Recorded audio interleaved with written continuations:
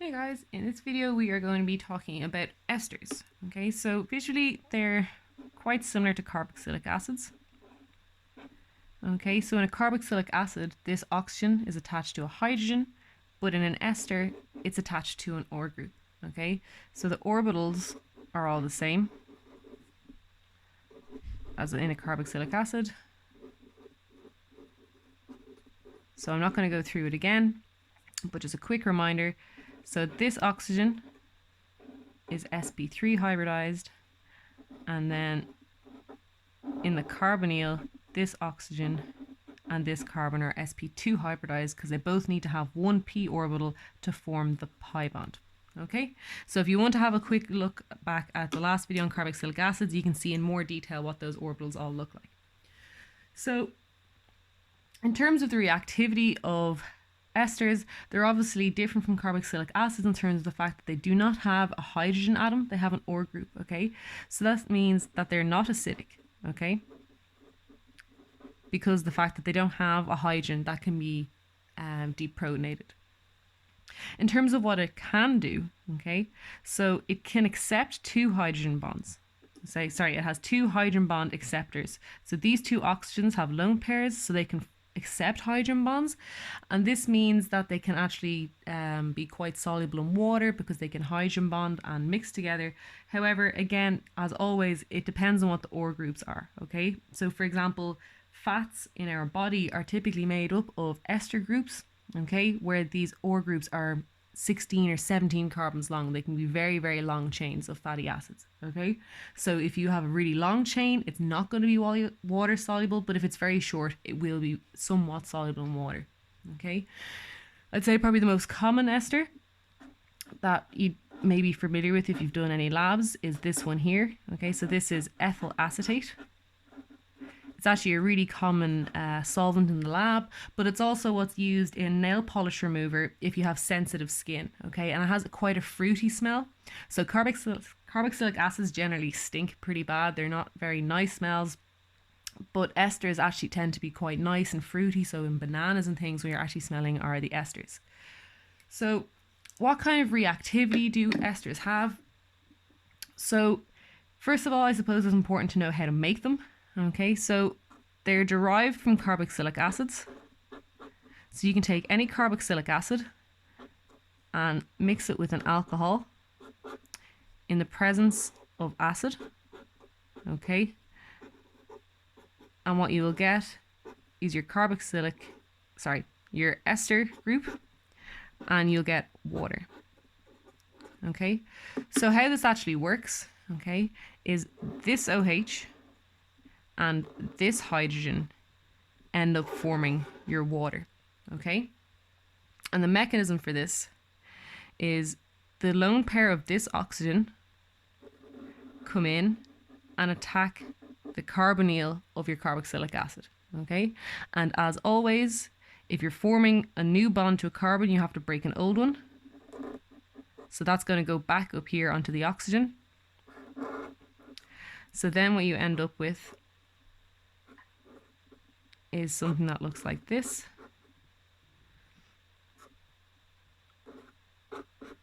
Okay, so this is the alcohol that just attacked, and this is the OH from the carboxylic acid, and then your O- comes from the carbonyl. Okay, so as per usual, what happens in carbonyl containing compounds is that you'll form this tetrahedral intermediate. Okay, so this carbon has 4 bonds, so it's tetrahedral in shape. The electrons in this negative charge will come back down, and two things can happen, okay? Either you're going to break this bond here, which will just give you back your starting material, or you can break this bond here. If you break this bond, what happens is when the bond breaks, it will pick up a proton. Okay, so there's a couple ways you can draw it if you want to. Some people draw it where the oxygen picks up a proton with a lone pair and becomes positively charged, but it's faster, I find, to draw them, particularly if you're in an exam. It can be a little bit quicker just to show this as a single step. Okay, so then when that happens, This ends up becoming H2O because you've broken the oxygen carbon bond and picked up another hydrogen. So that's where your water molecule comes from. But as I said, you could also break this bond here, okay? And another thing that can happen is if you have your ester, what is to stop the water molecule coming back in, attacking your carbonyl and giving you the starting material? So what that means is that this reaction is reversible, okay? It can go forwards and backwards under the same set of reaction conditions. So what you can do to make this much more productive, okay? So if I mix these two things together, it's because I want to get the ester product. So the way you form more product is what you do is you might only have a small amount of the carboxylic acid, but you'll carry the reaction out in ethanol. So for say every one of these molecules, you might have 100 of these ones. And because of Le Chatelier's principle, which I hope I think was covered in the last semester's chemistry, certainly in the Leaving Cert anyway. So what will happen is if you have lots and lots of stuff that's on the left side of the reaction arrow, you force the reaction to make more and more product. So all of this gets used up. Okay? So that's how you make esters. How do you cleave esters? Okay, so this is a really important one and it's a very, very common exam question. Okay, so there's two ways you can really go about it. Okay, so the first one is using acidic conditions. Okay, so if you use H+, okay, and the other one is if you use a base. So if you do this in acid, it is literally just the reverse of this reaction. Okay, so you're taking water, so your acidic conditions must also have water, of course. Okay, so your water will attack your ester and then it will generate your carboxylic acid and your alcohol.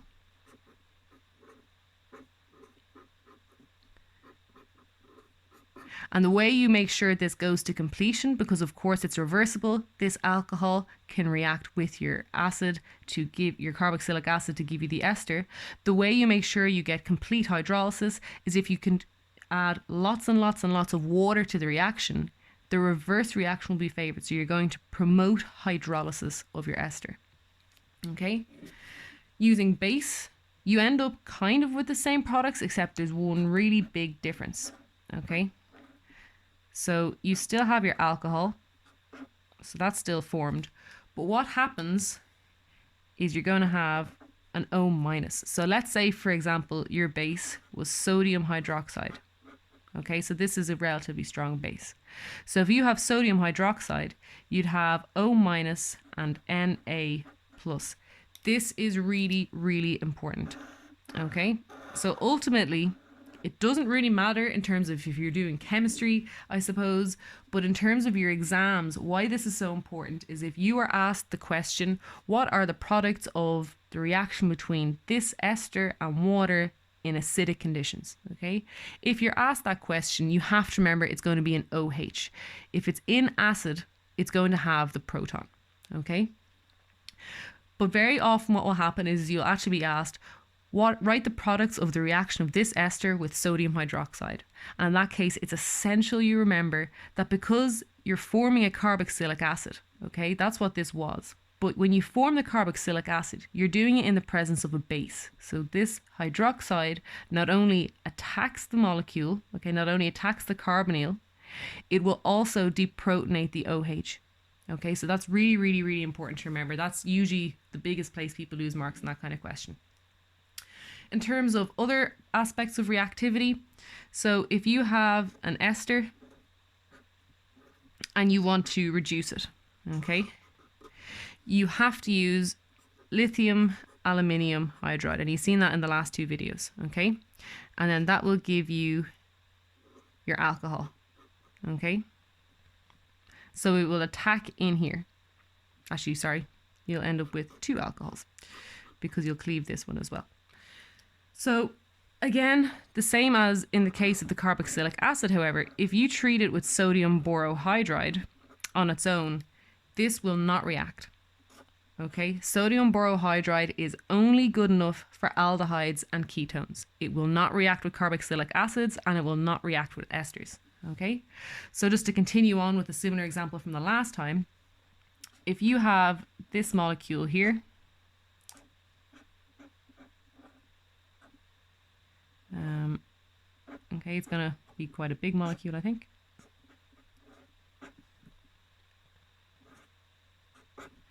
Okay, so if you have this molecule and you treated it with lithium aluminium hydride, what you will end up with, oh yeah, you can't see that, I was just making sure, will be a triol. Okay, it'll be a molecule that has 3 alcohols in it. 1, 2, 3. Okay, if you treated it with sodium borohydride, sorry, I've kind of run out of space a little bit. If you treated that with sodium borohydride, you would end up with this molecule.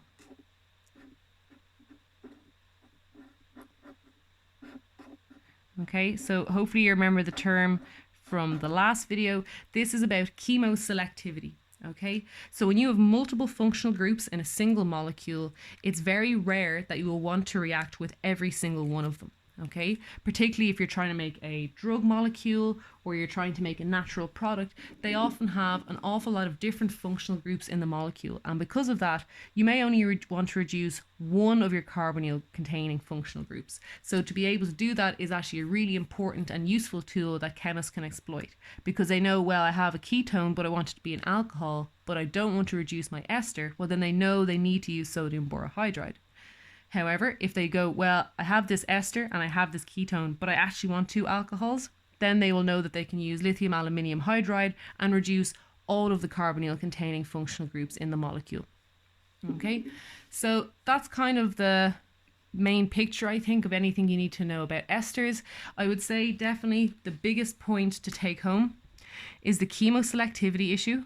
Okay, so lithium aluminium hydride and sodium borohydride. Remember that sodium borohydride is weak and lithium aluminium hydride is strong. Okay, that's really, really, really important.